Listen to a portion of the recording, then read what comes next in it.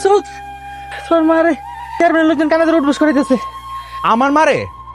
মা, যার লেগে তোমার অসম্মান হয়েছে আর আমি এক চুলো ছাড় দিব না। ওই চেয়ারম্যানের বেটির খবর আছে আজকে। এই লাইলা কই, তুই বাইরে আয়। মাসুদ তুই?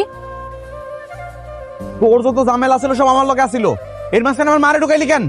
আমার মায়ের গালে পানি ডান্স না? আমি সবকিছু সহ্য করতে পারি, কিন্তু আমার মারে অপমান করে আমি জীবনও সহ্য করতে পারবো না। আর ওই ভুলটাই তুই করছোস। আরে জামনে নিজের মায়ারে আশকারা দিয়ে দিয়ে মাথায় তুলে ফালাইছেন। ওরে একটা কথা ভালো মতো কয়ে দিতাছি, আজকের পর তুই যদি আমার সামনে পড়ছস, তুই আর তোর বাপ দুজনের ভালো মতো বলতাছি, আমার থেকে বেশি খারাপ কেউ হইব না। মনে আই মজিদ দাঁড়া। বাবা তুমি কোথাও যাবে না। কোনো কথা কবি না, তুই এখান থেকে সর। তুমি কেন ওর মাকে অপমান করলে? কেন? আমি বলেছিলাম করতে? এখনো যা করেছে একদম ঠিক করেছে। আমাকে ক্ষমা করে দিও। আসলে তোমার সাথে আমার ছোটবেলায় একটা খুনসুটি সম্পর্ক ছিল। আমি ফিরে এসে ভেবেছিলাম তোমার সাথে সেই আগের মতো দুষ্টুমি খুনসুটি, কিন্তু বিষয়টা যে এত বাড়াবাড়ি পর্যায়ে চলে যাবে আমি তা বুঝতে পারিনি। ভাই অনেকদিন ধরে মাসুদকে দেখতেছি না, আপনি কি জানেন মাসুদ কোথায় আছে?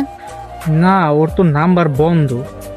চাচি ওর অনেকদিন যাবত খুঁজতেছে, কই যে গেল কেউ কইতে পারে না। সত্যি করে বলতো মাসুদ কোথায়? আমি জানি তুই সব জানিস, বল। আমারে জিজ্ঞাসেন কেন? ওর খবর রাইখা আমার কোনো লাভ আছে নাকি? চাচি মাসুদের কোনো খোঁজ পেয়েছেন? না রে মা, আমার চিন্তা কর না চাচি, ও তাড়াতাড়ি চলে আসবে। বাবা মাসুদ কোথায়? জানি না। আমার মাথায় হাত দিয়ে বলো যে তুমি জানো না। জানি না। আপনি আমার কোনো ক্ষতি করেন না ম্যাডাম। তাহলে বল। ওই যে সেই দিনকার গ্যাঞ্জামের পরে আপনার বাপে আপনার একটা চিঠি হাতে পায়, সেই চিঠিটা পইরা আপনার বাপের মাথা গরম হয়ে যায়।